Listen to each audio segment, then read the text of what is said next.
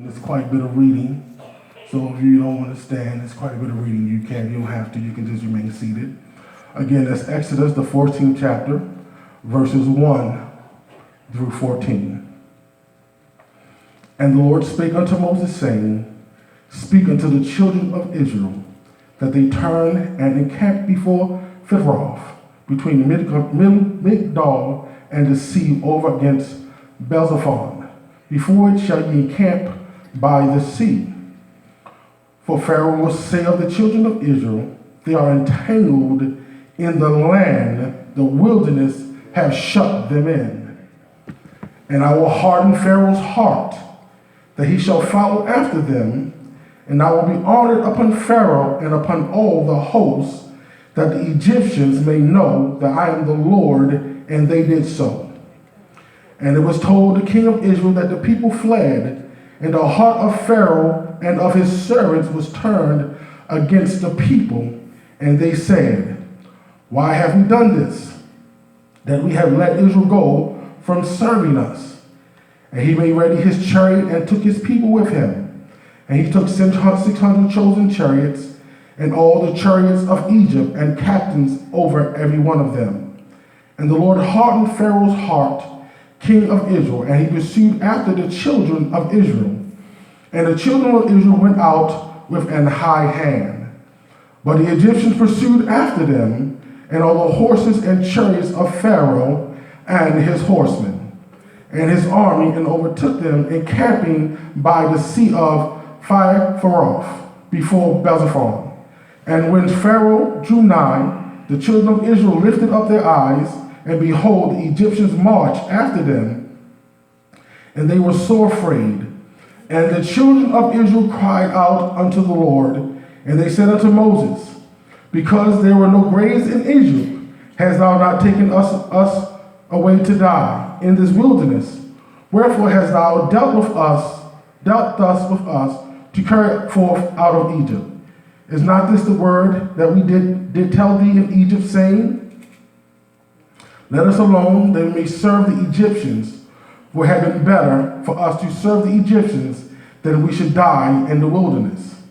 And Moses said unto the people, Fear not, stand still, and see the salvation of the Lord, which he will show to you today. For the Egyptians whom you have seen today, you shall see them again no more forever. In verse 14, the last verse. And the Lord shall fight for you, and ye shall hold your peace. If I had a message title,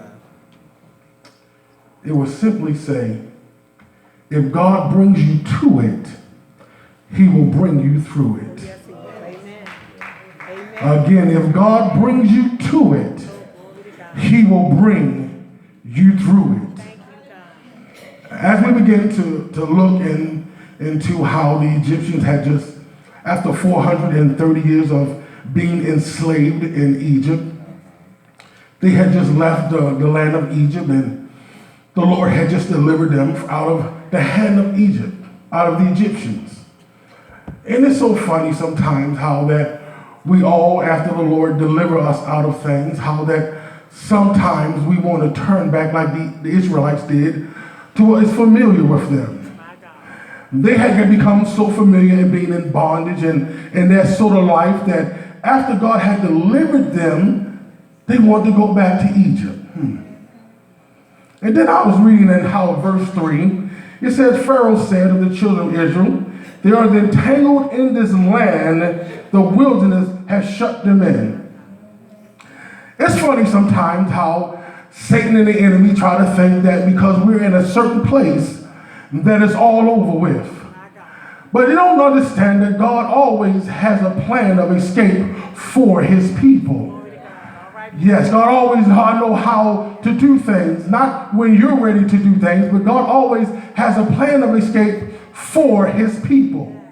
And as we get a little longer down into the verses, you begin to understand, you begin to see the move of the hand of God and how that God really already had ordained how the Egyptians was going to lose their life and how he was going to free the Israelites from theirs. It's amazing sometimes that how God works sometimes, and you can get in a situation that seems completely hopeless and lost. But what seems completely and hopeless and lost to you is just the beginning of what God can do. See, my God specializes in things that seem impossible. My God specializes in things that men say is impossible to do. It's just the beginning of what God can do. Yes. He likes things difficult so that he can prove to you and everybody else that I am Alpha, I am Omega, I am your beginning, I am your end. Yes. That's the kind of God that I serve. I don't have served no little small God that is in a box that you only can do this. I serve a God that stood on the edge of nothing and said, spoke out of his mouth and said, let there be. And by the power that came out of his mouth, everything that is came into existence simply by the words that came out of his mouth. Sometimes we forget, Bishop, just the type of God that we serve. We want to box God in. I refuse to box God in. I'm going to let God do what God does. Yes. I don't want to get too far away from myself. I better bring myself back in just a little bit because I get excited at times thinking about just the mind of God sometimes and how my God's mind works is that how he just spoke. And at the words of his mouth, he said, let there be. And the Bible said it was just because he spoke it. My God. And just think that same God, he dwells in this earthly vessel. That same God, he's down inside of you. My God, have mercy. They say, why are you looking for the resurrection? He is the resurrection. That's why Jesus said, I am the resurrection. I am the light. You don't have to look for the resurrection. The resurrection is in you. Glory to God. Hallelujah. Yes. We put limits on God. We say this is all God can do. Because our finite mind sometimes can't imagine the greatness of God. We can't see all that God can do. Thank you, Jesus. And sometimes in our thinking, we shortchange God by how we think. But I've come to the conclusion that regardless of how I think, God is able. He is. Regardless of how I feel, God is able. I don't care how the situation looks. God is able. Your body might be sick with cancer, but God is able. I don't know where no money coming from, but God is able.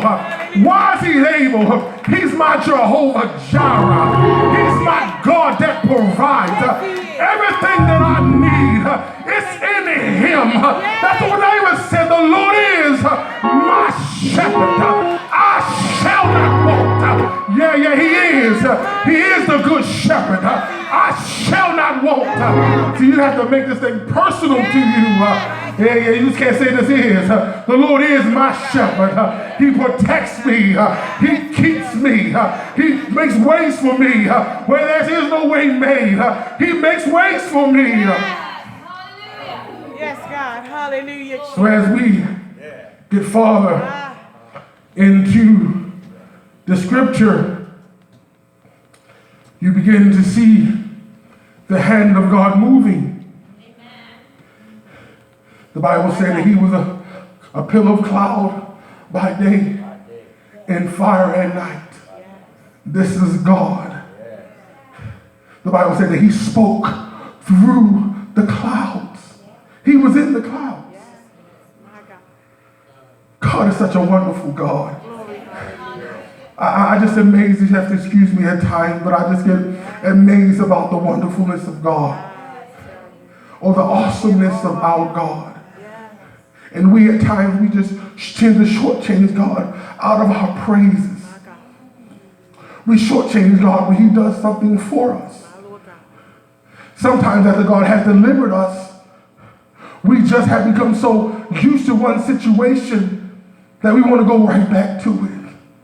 And God has said, I done delivered you from it. Don't you dare go back to bondage again. I done delivered you out of the hand of Pharaoh. How dare you turn your back on me and go back to bondage after I done delivered you, after I done set you free, after I done cleaned you up. How dare you turn your back on me?